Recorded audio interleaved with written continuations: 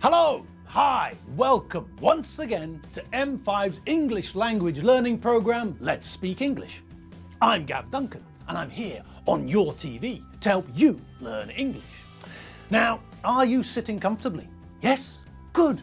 And are you ready for today's lesson? Yes? Good. Okay, well let's learn English together. And hello to you all. Hello and welcome. Welcome and hi. Hi, hello, good afternoon and welcome. Welcome, good, hi, afternoon, hello, hello and good evening. No, hang on. That's a little bit confused, isn't it? All right, let's just stick with what we normally use. Hello, hi and welcome. Of course, this is the afternoon, so, well, I suppose it would be appropriate to say good afternoon to you all. Good afternoon. All right, the greetings are completed. Now we can move on, can't we? Yes, people, you know I'm right now. We've got the greetings out of the way and we can make a start. So, how are you all today on this tremendous, terrific, top-hole topping Thursday? Yes, people, it's Thursday. You know it and I know it. We all know it. And what does that actually mean? Well, for one thing, it means that yesterday was Wednesday. But, well, we all know that too, don't we? But what else does the fact that it's Thursday tell us?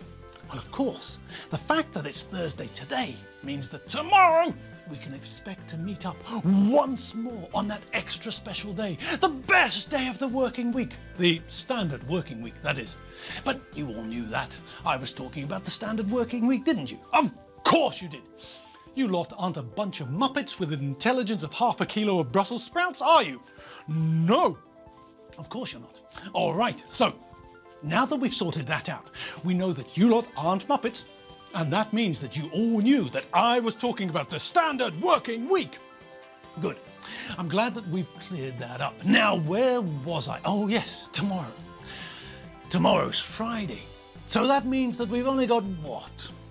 About 24 hours or thereabouts to wait until the fun starts. All right, and how are we going to pass the time until the fun begins?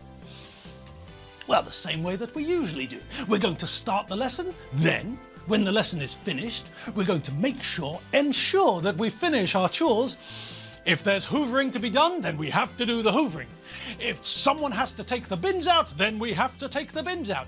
If someone has to do the washing up, then we have to do the washing up. And the same goes for the dusting, the filling and the emptying of the dishwasher, the cleaning of the toilet, the cleaning of the bath or shower, and who knows? Maybe there are shoes to be cleaned too. All right. So we know that we have these chores to do, and we also know that chores are, well, pretty boring and tedious. But we also know of a special tactic, a method we can employ, something we can use to make these chores less of a pain in the neck. Music, people. Music. Music makes chores more bearable. Music means that we can experience something nice when we're doing something boring and repetitive. Music. It's the answer. Well, good music is the answer. But then that's a very subjective idea, isn't it? I mean, I love music, but if someone plays something which I can't stand, then I can't concentrate on anything apart from the bad, horrible, foul noise that is playing in the background. So remember that when you turn the music on, remember to ensure that you turn the good stuff on. Otherwise, it'll be a waste of time, obviously. All right. We've spoken about the tactics we can employ to make chores easier to bear, easier to handle. But as we know, we can only employ that tactic later when we're doing our chores. If we put music on now, well, that'd be a waste of time. You wouldn't be able to hear what I'm saying. So, music later when you're doing your chores. Now, let's have a look at some of the vocabulary we heard from the lips of Enid yesterday. But do eels have lips? I'm not sure. Well, in that case, let's have a look at some of the vocabulary we heard from Enid's mouth, okay? All right, well, there were a few items of vocabulary that I just want to check with you together, okay? Now, the first thing I wanted to look at was the idea of a rhetorical question. We've seen this a couple of times recently, mainly because it's created confusion between me and Enid. I thought that she was asking a rhetorical question, and she wasn't. She was asking a real question, a genuine question, and that means that she expected to get an answer, a response from me. All right, well, in that case, what exactly is a rhetorical question? Well, a rhetorical question is a question which someone asks when they don't want an answer. A rhetorical question is designed to provoke a reaction. It's a question which people ask to create a dramatic effect or make a point. When someone asks a rhetorical question, they don't expect an answer. They're just making a dramatic point. If, for example, your son or daughter comes back late one weekday evening, much later than you expect them, and they have to get up for school the next morning, what do? Yes, that's right. You shout at them for coming back late. You shout and scream to make them understand that you're upset. You're angry because they came home late. And you might, in the middle of your shouting session, ask a rhetorical question such as this. Have you forgotten that you've got school tomorrow? Now, this is a rhetorical question. Of course they haven't forgotten. It's impossible to imagine that they've forgotten about school. You know that and they know that. So you both recognize that this question is only being asked for effect. I'm only asking to highlight the fact that there is school tomorrow, so you must be quite stupid to stay out so late. I'm making a point. I'm telling you that this was, in my opinion, a stupid thing to do.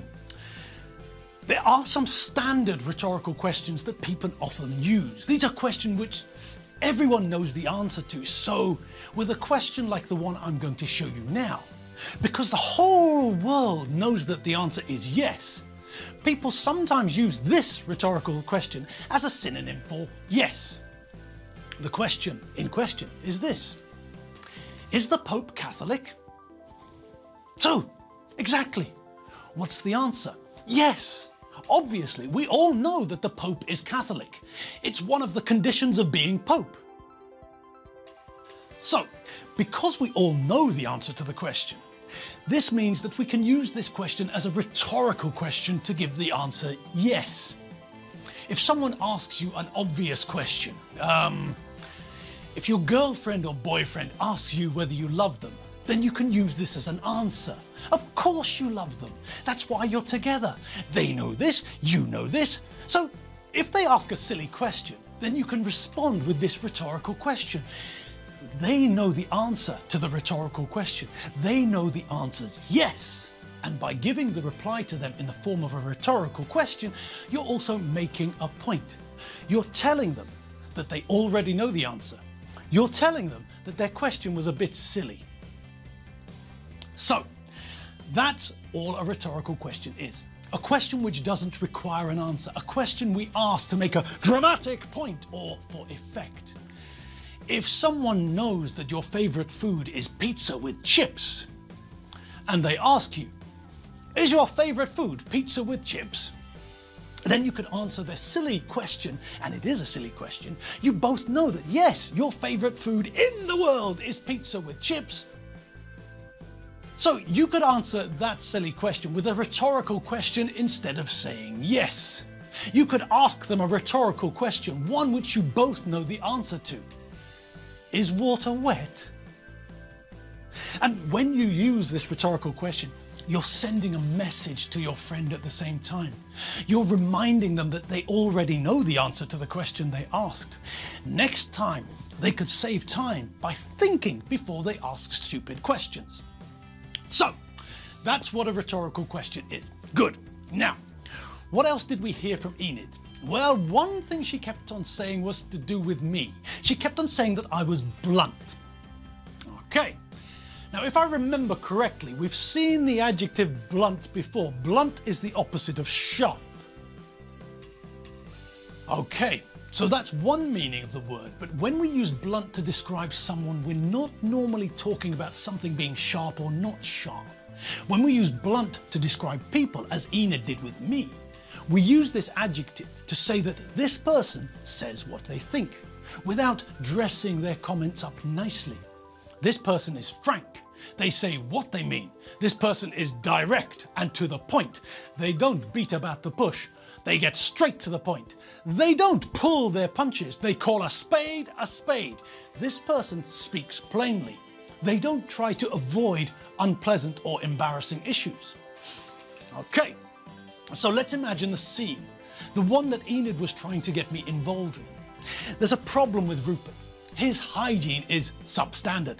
He doesn't wash his clothes regularly, he doesn't wash his armpits regularly, he doesn't brush his teeth regularly, and as a direct result, he smells, he pongs, he stinks. Okay. Well, no, it's not okay. Apart from anything else, this is the reason that Keith attacked him. And now the problem is this. Enid, Clem and Archie are too sensitive to tackle this problem. They're embarrassed by the topic. They don't want to have to tell Rupert this embarrassing news, that people avoid him because he smells. So Enid wants to ask me to do it. Enid thinks that I'm blunt. I'm to the point. I don't pull my punches. I say what I think. And I'm not the sort of person who avoids telling people things, even if those things are embarrassing or unpleasant. Now, this may or may not be true, but there's a nice phrase there. When someone doesn't pull their punches. Think about what you do when you punch someone or something. That's right. Think about a boxer, for example. Boxers punch each other. And the idea of punching someone is a push idea, not a pull idea. So if someone pulls their punches, then they don't punch with the force that they have. For some reason, they pull their punches. They don't use all of the energy available. They hold back. They are deliberately less forceful than they could be. Imagine a boxing match. I don't know, some important world championship match between me and Mike Tyson. Now, Mike Tyson can obviously boom, knock my block off, especially if I start to tease him about his lift, his tight feet defect, the fact that he can't pronounce the letter F properly. But even if we all know that Mike can knock my block off, what about the situation where I tell him that I'll give him $652 billion if he lets me survive? What then? Well, in that case, Mike will pull his punches, won't he? Instead of hitting me with 100% of the energy he has in his arm, he'll reduce the energy he uses to, I don't know, 10% or something like that, so that his punches won't be so strong. So that's what it is. But as I said, we normally see this in the negative. If someone doesn't pull their punches, then we know that they tell us the truth. They're not dressing up the topic of conversation to make it nicer for us. No. If there's something to be said, they say it. And now, I'm not going to pull my punches with you either. It's the end of the lesson, and it's time for us to part. So, you go one way, and I'll go the other. I'll see you all tomorrow, people. And you all know what day tomorrow is, don't you? Yes, that's right, Rem Aku, whatever it is, as Enid says. It's not Tuesday, is it? No, you're damned right it's not Tuesday. Ha. See you tomorrow, people. See you later. www.mediaclick.hu. Bye!